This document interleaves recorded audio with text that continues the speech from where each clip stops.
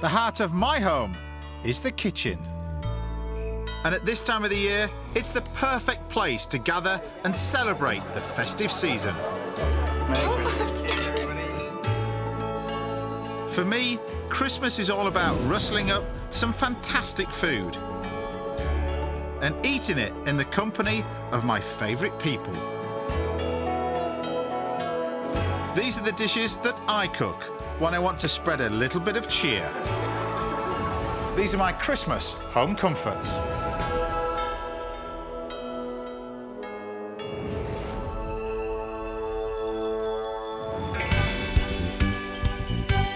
I love spending winter days working in my veg patch because there's no doubt you can make the tastiest and most Christmassy dishes with ingredients that are bang in season. So I'm going to show you how to use the best of what's on offer over the festive period. Today I'm tucking into a Christmas delicacy that'll leave your taste buds tingling. This is really the jewel in the crown at this time of the year. Rustling up a hearty winter warmer. That is one cracking bowl of soup. And converting my gardening friend, Charlie Dimmock, to my style of cooking. It needs something. What does it need? You're going to say butter, aren't you? Exactly right, Charlie. You're exactly right there. To start, let's do something traditional. That great Christmas custom of sticking a bird in the oven. But this roast dinner comes with a twist or two. Now, there's plenty of seasonal produce to choose from around this time of the year, but one I particularly love are cranberries. Now, you can get them obviously fresh or dried. Now, I'm going to use them in two different ways, one of which as a nice little sauce and the other one as a garnish with a cabbage. But it's all based around duck and potatoes. And I've got a wonderful bit of duck here, and I'm going to cook it very, very simply with a classic dish called boulangère potatoes. This is a hearty seasonal dish for up to 6 people. You'll need to thinly slice about 1.5 kilos of spuds, along with 2 good-sized onions. I like to do this job on a mandolin, but you have to take care using one.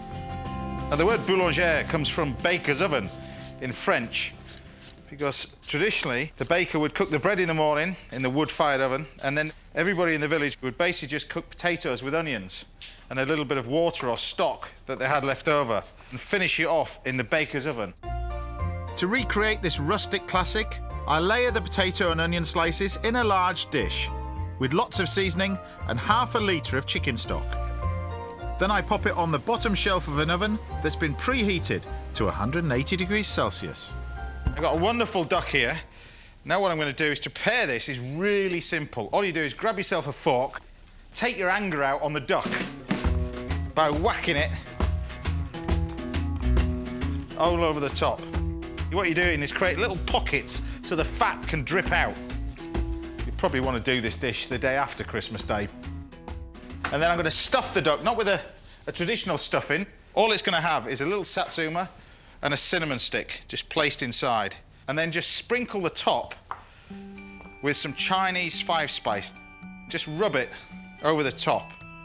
You don't need too much of the spice. About ½ teaspoon should do the trick. But you will need plenty of seasoning. And then this is the interesting bit. We take the entire lot, don't cook it on a tray, sit it directly above the potatoes. But you want all that fat to drip on the potatoes to flavour them from the duck. Now put a tray underneath to catch the excess fat, and then every now and then you can take the tray and just pour it onto the potatoes as well. But you leave that in the oven for about 1.5 hours to 2 hours to cook.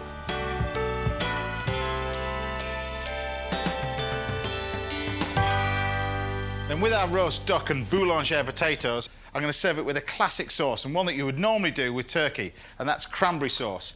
But instead of just on their own, I'm going to put some of these amazing Bramley apples in it.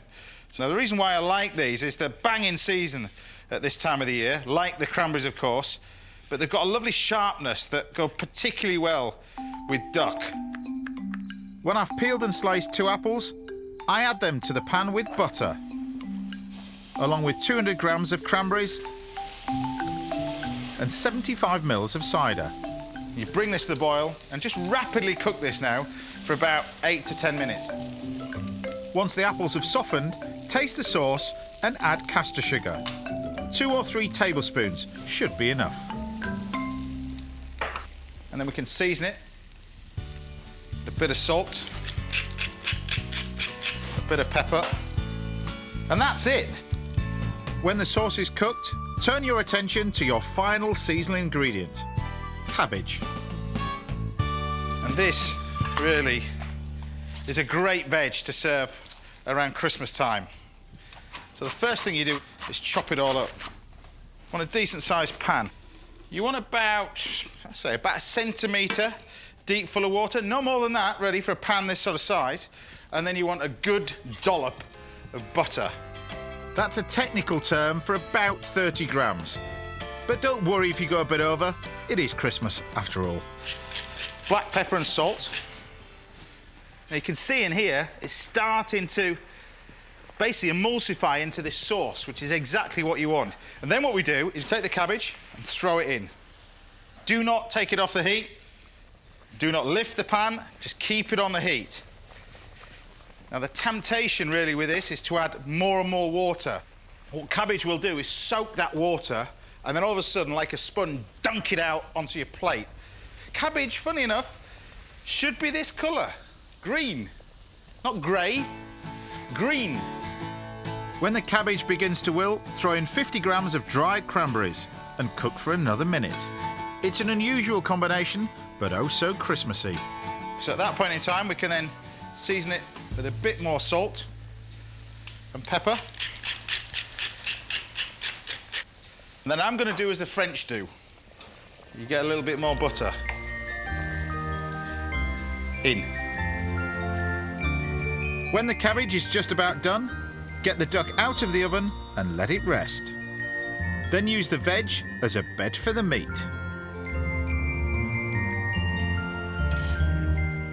And then not forgetting our potatoes in the oven, the lovely boulangère potatoes.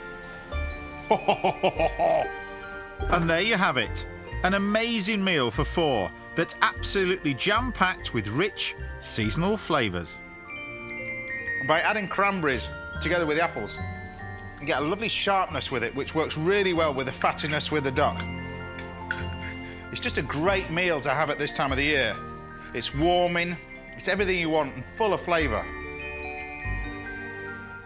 I love this. Christmas is a time for indulgence. Well, for me anyway. No sweets for Ralph, though. They're bad for his teeth. I bet he wishes we lived in Austria. Everyone shares in the seasonal spirit there. As our festive food reporter, Annie Gray, has been finding out at the country's famous markets. If there's one thing surer than Santa, it's that these guys really know how to do Christmas. Just look at it here. But to get a flavour of how one Austrian food producer is adding a touch of seasonal extravagance to the festivities, I headed for the hills. A few weeks ago, I visited the beautiful Wachau Valley to unearth one of the festive season's most decadent ingredients, saffron. It's harvested from a particular type of autumn-blooming crocus by saffron lover and botanist Bernhard Kahr. They look really pretty. They sort of look like almost a bald man's head that's starting to grow. What do you mean? Nothing like getting off on the right foot. And there's something else to put Bernhard in a bad mood. These hills should be alive with crocuses, but this year's crop is a little late. I can see one. Well, is that one? Well, that is the only one, or one of the few ones. So what actually is saffron? Well, it is a spice, but we got it from a flower, which is a crocus, a full-flowering crocus.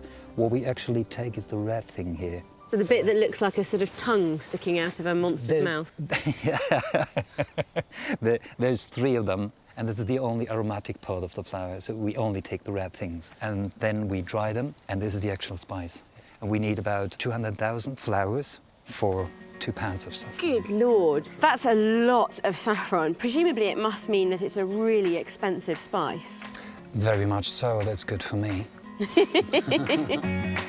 The delicate nature of the flower means saffron has to be collected by hand, making it even pricier. Just 2 ounces are worth around £4,500. So, ounce for ounce, saffron is more expensive than gold. And has this region, the Wachau, always been associated with it? Does it have a long growing history? It probably started around 1200 and ended in about 1870. Then it was gone for 120, 30 years, and I brought it back. It's a bit like Saffron Walden in Britain then, which has a long history of growing saffron, but today there's no crocuses left at all. In Tudor England, the town of Saffron Walden was the epicentre of British production, although little of the industry remains. So we need someone like you to come back and... That's right, that's right. I'm waiting for Prince Charles' call, actually. And you're harvesting it between October and November? Does that mean that it's really very much a Christmas seasonal product? It is, yeah, and the yellow colour is nice too. In Austria, saffron is used mainly in desserts and baking. So Bernhard and I are making a traditional Austrian cake called a Gugelhupf, which is often eaten at Christmas. I've heard that you're a brilliant saffron grower, but aren't quite as good with the cooking of things. No, that's why my wife gave me a recipe, and this tells me how to do it. That is a little recipe. Let's hope making it is a piece of cake.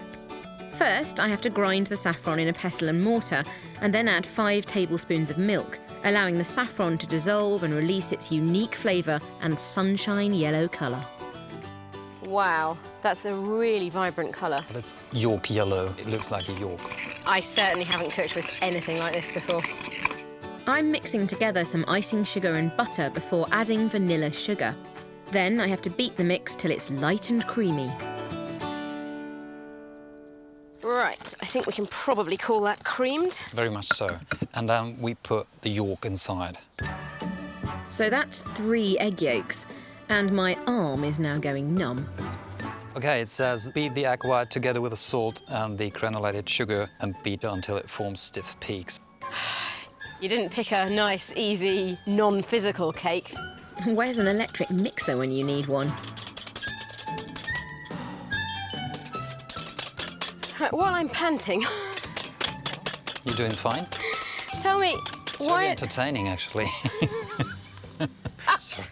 It must be hard work holding that little recipe, Bernhard. Then what? Okay. Blah, blah, blah, blah, blah, blah. And mix it with the dough. You can really smell the saffron, can't you? I didn't expect to be able to. That's premium quality, the best we have.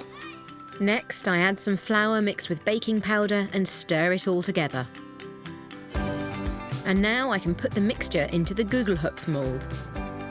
I want to know what it tastes like. What do you think?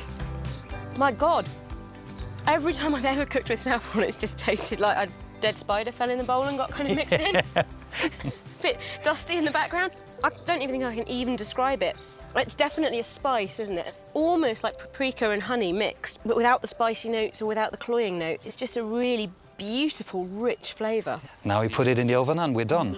Bernhard's not sticking around for the baking bit.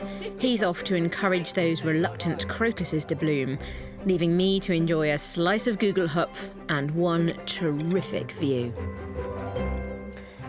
It's a really unusual taste. I can't quite put my finger on it. It's absolutely exquisite, but not at all what I was expecting. And what I love most about it is the idea that you plant it in August and you harvest it and it's ready for Christmas.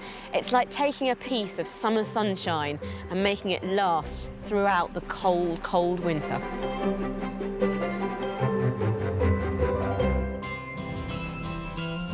I always keep some saffron in my house throughout the year. It's perfect for mixing with other seasonal ingredients to make this spicy and hearty winter warmer. Pumpkins are one of my favourite seasonal veg at this time of the year. I'm going to do a classic soup with pumpkin and mussels, and one that takes no time at all. I'm getting the ball rolling by cooking the mussels. First, fry half a chopped onion in butter, then add thyme and a good glug of white wine. And then throw in the mussels, a decent amount of mussels. Now, I don't know why, but whenever I buy saucepans, the first thing I do is throw away the lids. And it's not until a dish like this where you actually realise you need the lids. So just cover it over with tin foil. And we're going to bring this to the boil and cook this quite quickly for about 3 minutes, just until the mussels start to open. While they bubble away, prep your pumpkin. although you can make this with squash. I like to use the nice yellow ones. You can see this beautiful yellow colour. These are bang in season at this time of the year. Fantastic. You can use them for so many different things. I've even made ice cream out of these as well. An acquired taste, I admit, but not quite as Christmassy as this soup. In the couple of minutes it takes to peel your pumpkin, the mussels will be done. Drain them, but keep the cooking liquor for later. Then get back to de-seeding and chopping your pumpkin before frying an onion in a little bit of butter. Then we can add this diced or sliced pumpkin. Now you can keep these seeds. You can use these on salads, mixed together with a little egg white and salt and baked in the oven. You get a nice sort of snack that you can have around Christmas time, so don't waste them. Once the pumpkin's in the pan, add 2 cloves of roughly chopped garlic, 125 ml of white wine and 400 ml of stock. And then we can take the juice of the mussels. Now it's important when you do this just to let the pan sit, because so often in mussels you end up with a little bit of grit. Now if you let the pan sit, that grit will sink to the bottom. So when we tip it out, we leave that grit behind. It's just unpleasant to taste, really. And then I'm going to bring this to the boil and add just a little bit of cream. I like to add double cream for this, but you can add single cream. Well, the diet starts after Christmas. Next, throw in warming winter spices, starting with a perfect complement to your seasonal pumpkin, star anise. Now count them in, because we're going to take them out. We don't want to puree the soup with these in. It becomes far too strong. And then saffron. The redder it is, the deeper red it is, the better quality the saffron generally. But be very, very careful with it. It's very, very strong. This soup should be nice and yellow colour from the pumpkin. Too much of this, it's like a spray tan. And as a former Strictly contestant, I have known the trauma of tan. Bring your soup to the boil and simmer for 7 to 8 minutes until the pumpkin is tender. In that time, you can get the mussels out of their shells. When you've got mussels as good as this, right on your doorstep in the UK, you've got to use them. Make sure you get them nice and fresh. And simply cooked, these can be one of the tastiest things you can ever wish to eat. When the soup is cooked, it's almost ready for the blender, but there's one important job to do first. Now we need to go hunting for our star anise, because one thing you don't want to be doing is blitzing this with these little fellas in. So you just need to find the other one, which is easier said than done. It's in here somewhere. With all the star anise eventually accounted for, I add about 2/3 of the mussels and blend the soup in batches. And the great thing is, you can always freeze what you don't use. Hopefully what we end up with is a lovely rich soup. And then you've got to season it. For that, you've just got to keep trying it, which is an added bonus. Salt.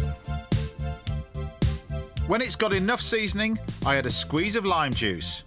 And once it goes into my festive serving dish, I throw in a few whole mussels, a splash of cream, and for an extra citrusy kick, a garnish of wood sorrel. Then comes the best bit, tasting. It's warm and it's everything you want for this time of the year. It's got that little bit of spice with the star anise, but most of all, it's great flavour. And you get that from the mussels and the pumpkin predominantly. That is one cracking bowl of soup. One of my favourite Christmas jobs is chopping down my own tree. But I never remember to rope in someone to help me carry it to the car. A bad back is not going to stop me enjoying the festive season, though. But food historian Ivan Day has been finding out that our ancestors didn't have half as much fun in the lead up to the big day. We associate Christmas with feasting, but before the 16th century it was preceded by a month of deprivation during the Advent fast, when all meat was forbidden until Christmas Day. Fish and seafood were an important element in any meal in the lead up to Christmas. Advent fasting went out with the Reformation in 16th century Britain, but the custom of eating seafood on Christmas Eve continued for many years afterwards. So new recipes were always in demand. If I was a cook in 1758 looking for ideas, I might turn to this book by John Thacker, The Art of Cookery. In it, I've found a very interesting recipe for oysters in a red wine spiced jelly. Sounds a bit Christmassy because it does remind me a little bit of seafood in Glühwein. Now, I've seen Ivan cook a few unusual dishes, but oysters in jelly, he's outdone himself. He starts with calf's foot jelly, which is the setting agent. He then adds red wine, spiced peppercorns, mace and lemon juice. And finally, these little cochineal beetles, which will make the jelly a bright Christmas red. It then goes onto the stove to heat up. Ivan's using something simple to ensure his jelly is clear: egg whites. So look, that's perfectly whipped, and we really quickly need to move on and get it into the saucepan. The whipped egg whites act as a filter by attracting particles of spices and crushed beetle. The liquid's then slowly strained through a cloth bag. Thacker cooked for the Dean and Chapter of Durham Cathedral. Religious institutions like Durham were expected to cater for all classes, especially at Christmas. But this wasn't for the poor, and they may have had a lucky escape there. Fancy dishes like oysters and jelly were only for high-status clergymen. And while Ivan's jelly is clearing, he's heading to the garden to prepare his festive but slightly messy shellfish. Our ancestors had a very slippery definition of what they thought were fish.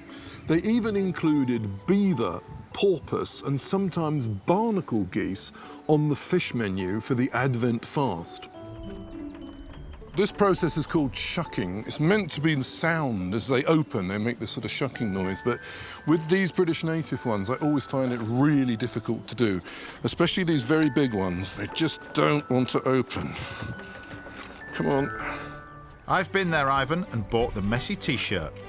Now, shell wrestling complete, he goes back inside to gently cook the oysters with some mace and peppercorns, by which time the jelly's finished straining. So the jelly has been dripping down and cooling as it drips. And as you can see, the egg white has absolutely cleared it. So here I've got a bowl of ice, and I'm going to ladle in a couple of ladlefuls of the red jelly. And I'll start off by putting a layer of oysters and then some more jelly.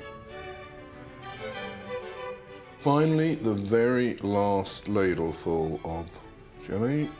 So that's Mr. Thacker's oyster jelly finished, but before it's served, it really needs to sit for about 24 hours. So I'm going to put it into a really cold place. OK, time's up. So has the jelly set? Hopefully, it will come out.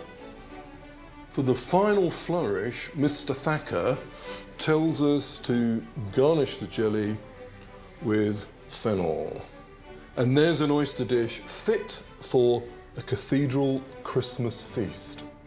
Well, it looks nice enough, but I'll let you do the tasting, Ivan. Here goes. Bon appetit. I'm surprised. It's actually quite delicious. With a nice glass of white wine, that would probably go down pretty well in the deanery at Durham Cathedral. Well, it's no big surprise that oyster jelly has fallen out of fashion. But I can't ever imagine Christmas without chestnuts. They're tasty enough roasted, but I also love them in an amazing dessert from across the channel. It's one of the most festive sweets I've ever tasted. As Christmas scenes go, you don't get any more Christmassy than the French Alps, that beautiful snow-covered mountains. And this dessert really epitomises that. In fact, it's named after one of those mountains. It's a Gâteau Mont Blanc. Now, at its heart, it's got a combination of three main ingredients. It's got cream, it's got meringue, and it's got chestnuts, which are bang in season at this time of the year, but it's all about the meringue to start off with. Get going by putting 6 egg whites and 300 grams of caster sugar in a mixing bowl. Then place it over a pan of warm water. Now, there's so many different methods of making a meringue. This is a Swiss meringue, and the technique is to heat the sugar with the egg whites. Don't have it sat in the water, because otherwise it's going to get too hot very quickly and start to cook. Another key to getting this right is to use a really clean and dry whisk and bowl. Grease or water can spoil the meringue. Now, what you end up with is like a royal icing, really, and it's perfect for making a dessert if you want to stick it in the fridge for a couple of days before you serve it. Now, ideally, you want it to get it to about 60 degrees. You can use a little thermometer. Once it's the right temperature and all the sugar is dissolved, put it onto your mixer.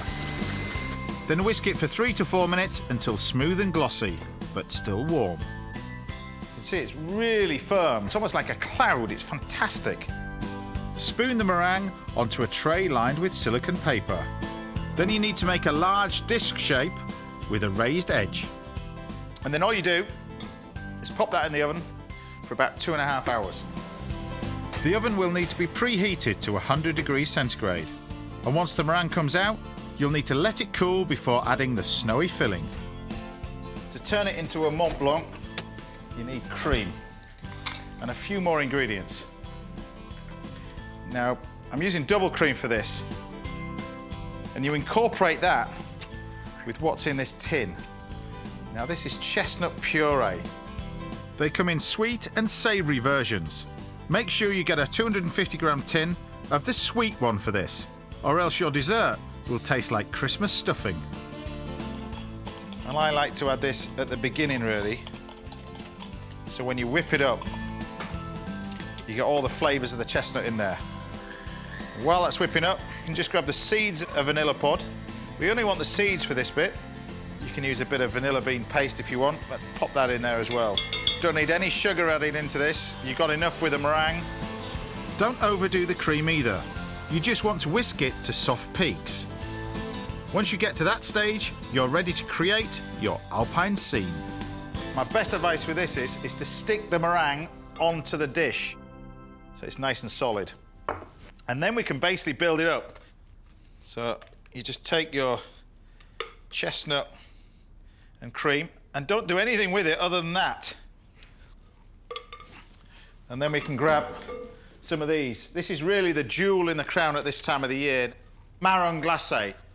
So all it is really is a chestnut that's been seeped in stock syrup for several times, then slowly sort of dried out, and you get candied chestnuts, which these are. The idea is you put them all the way around, so when you cut it, each person gets a marron glacé. That's the idea anyway. The snowy dessert gets a final dusting of grated dark chocolate and seasonal chestnuts.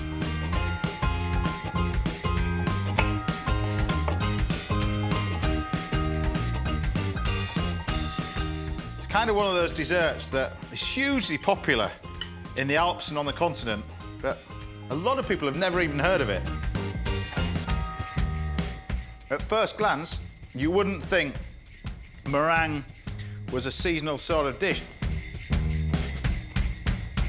But don't forget the chestnuts. Full of flavour, simple flavours as well, but the jewel in the crown being these fantastic marron glacé. They are so good, I promise you. It is wonderful.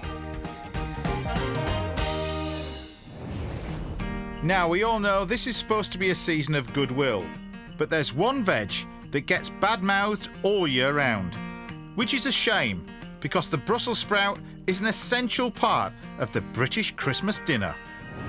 East Yorkshire farmer Matthew Rawson and his wife Zoe are on a mission to rehabilitate this humble green, and to remind us that it's a veg for all seasons. It's a big misconception. A lot of people think that Brussels sprouts are just for Christmas. I grow around about 17 varieties of Brussels sprout, and that's to give me supply from the 1st of September right through until the end of March. We sell about a third of our Brussels sprout from the very beginning of September to the first week in December. We then sell about a third of our crop in December, with the vast majority of that disappearing in the 10 days before Christmas. Nearly 2.5 billion sprouts are picked, sold and eaten in the UK during the festive season. That's enough to give 1 in 3 people on the planet a sprout for Christmas. Although not all of them would thank you for it. Back in the day, I think sprouts were maybe overcooked, overboiled. A lot of the older varieties were very bitter. But really, we've come away from that. We've got lovely, sweet-tasting varieties all year round. And the sprouts on the rise, we're increasing consumption year on year. But let's be honest here. Consumption might increase even more if sprouts didn't have a certain, reputation. There's a lot said about Brussels sprouts giving people wind. And yeah, maybe if you've got poor digestion, they maybe do. All brassicas and sprouts have a high glucosinolate content, and that, if you eat too many, you maybe can get a slight wind infection, yeah. A wind infection? Sounds lethal. Fortunately, Matthew has ways of changing the public's perception of his beloved greens. Today he's invited a group of local school kids to come and learn how the sprout reaches their dinner plate. All right, guys, who wants a sprout? But would sprouts appear on their own Christmas wish list? I like sprouts because they're healthy and I just find them tasty. Oh, I just don't really like them. They just feel weird in your mouth when you're, eating them. So these are my sprouts. This is as we see them ready for picking. I plant these out in May, and the sprout is really, really clever. If you can see right now, each sprout leaf's got a bit of moisture in it, and each leaf is designed to run water down to the leaf and down to the root, so it just keeps itself watered all the time. Brussels sprouts come from the same brassica family as cabbages, and their name may have been the result of their popularity in the capital of Belgium during the 16th century. It was the Victorians who first introduced them to the UK, and they probably used children to pick them too. Luckily for these kids, Matthew has some modern-day farm tools. Without them, he couldn't cope with the Christmas rush. Right, guys, so what we've got here is a sprout harvesting machine. All that good work that you guys were doing back there on the stalks, this machine does for us. And believe it or not, it actually goes through a vacuum cleaner which sucks up all the debris and the rubbish, and nothing but pure sprout like you've got in those trays land in the hopper. But enough of me talking about it, let's see these guys in action. In the lead up to Christmas, it becomes very manic. We have to run 24/7 for the 10 days before Christmas, so that involves working a lot of hours, not sleeping, but we have to do it to not let the public down and get their sprout on the Christmas table. It's Matthew's wife Zoe who gets the Brussels sprouts ready for their family's Christmas table. And she's got a few tips for cooking them. We don't put a crust in the bottom of the sprouts. Matthew won't let me put a crust in the bottom of the sprouts. If you want your sprouts mushy, then that is the way to go about it. If I'm boiling them, I do boil them, but not very much water, so it's not a full pan, and probably only about 3 or 4 minutes. You cook it too long, they have in them sulfites, and that is what makes that horrible sulfury, eggy smell. So basically, you want to avoid that by not cooking them for very long. They tend to go really bright green, and that's kind of the best indicator that they're ready. But as Matthew said earlier, a sprout isn't just for Christmas. So Zoe's had to come up with quite a few recipes to keep this veg interesting throughout the winter months. Annie, you were quite good at making the croquettes last week, weren't you? Yeah. I stir-fry them, we have them raw, do coleslaw or salads with them, do a sort of bubble and squeak type thing. If they're cooked properly or eaten fresh or raw, they are a really, really nice vegetable. Her latest creations are Brussels sprout croquettes and a bacon and cranberry sprout salad. But will this be enough to win over a new generation? I think it tastes quite nice, especially with the flavour of the sprouts in with the potato. I think they're very nice. With the sprouts in, I think it makes it taste even more nice. We love sprouts! Well, I was one of those unusual kids who always really liked sprouts. But with so much fantastic winter produce around, I'd never seen the point of making the same old dinner every Christmas. I've been dying to catch up with my mate and gardening buddy, Charlie Dimmock. So I'm delighted she's popping over. Hello. Charlie! How are you? How are you doing, Trader? You all right? Oh, sorry. Oh, a gift! A little present for you. Thank you very much. A foolproof flowering houseplant. I wasn't going to bring you cakes, was I? Come along, come along. She's going to help me rustle up something festive, seasonal, and just a little bit different. Right, welcome to the kitchen. Thank you. Now, simplify. I'm going to do you a chicken casserole. Oh, OK, so chuck it in the oven and that's it.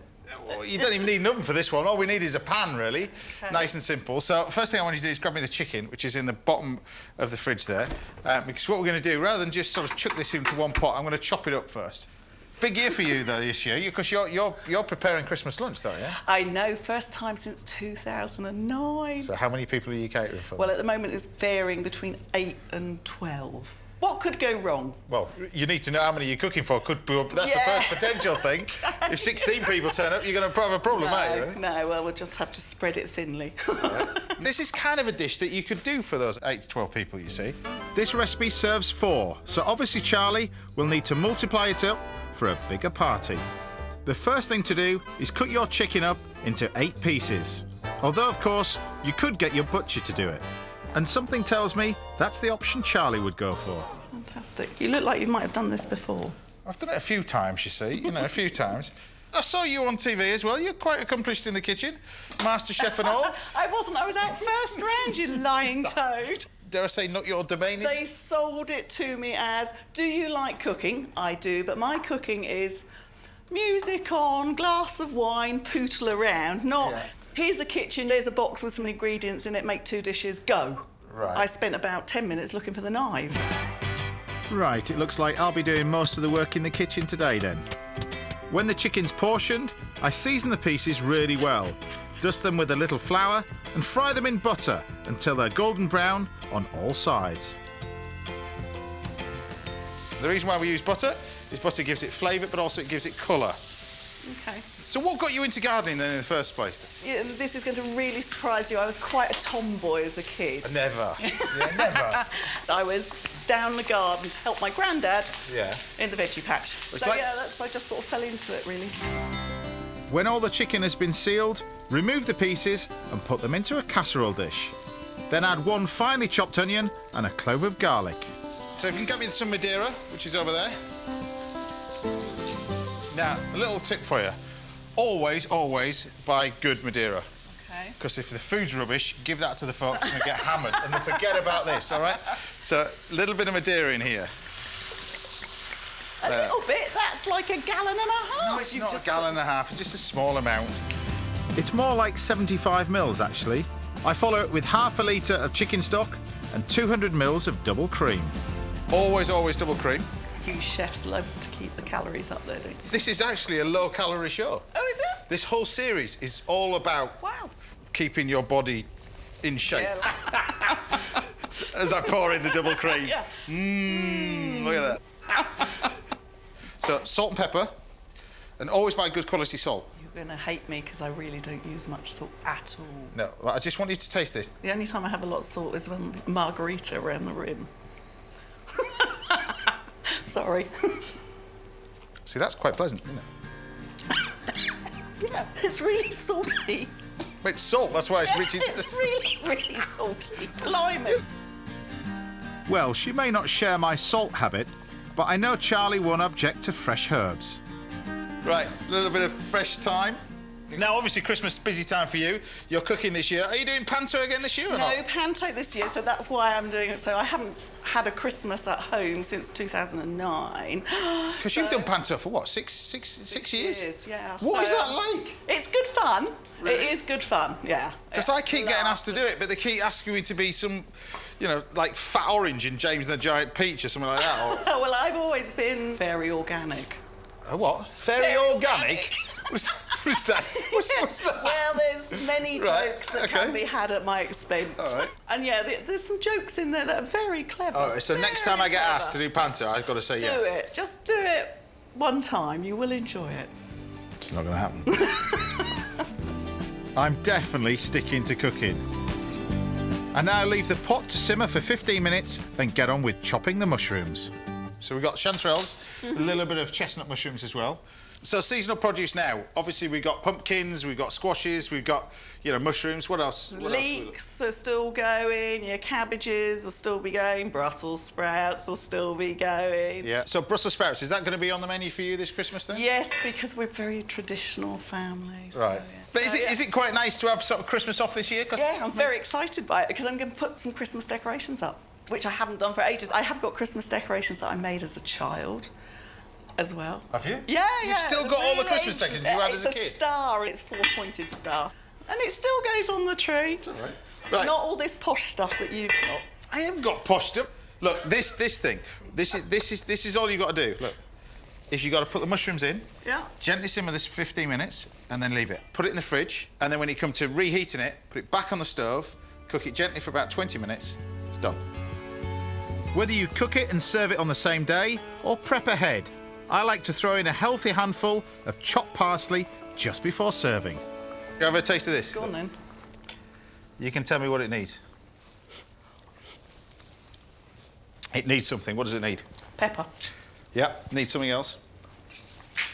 You're going to say butter, aren't you? Exactly right, Charlie. You're exactly right there.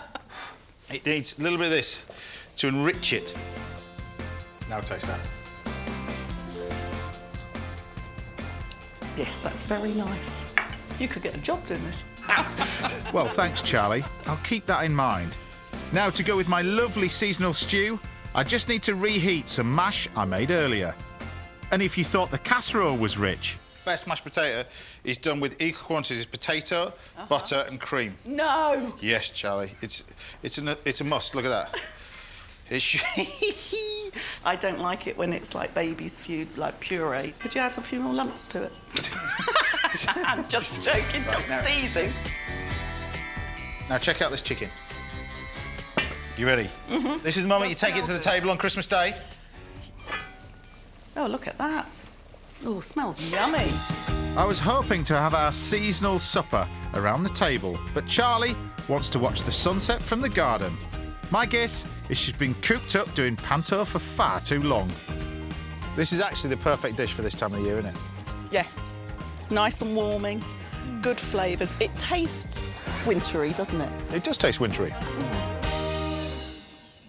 I love cooking with fresh produce all year round, but there's something extra special about the seasonal flavours at Christmas time. They're rich, warm, comforting and guaranteed to put you in a festive mood. Unless you're made to eat it in the freezing cold. I never thought a dish would warm up my knees. Well, Charlie, thanks for coming, and I hope Christmas lunch goes pretty well. Are you on the end of the phone? Well, if I'm not, you're only 10 miles away, aren't I, really? You'll be here banging on the door. It's all gone wrong.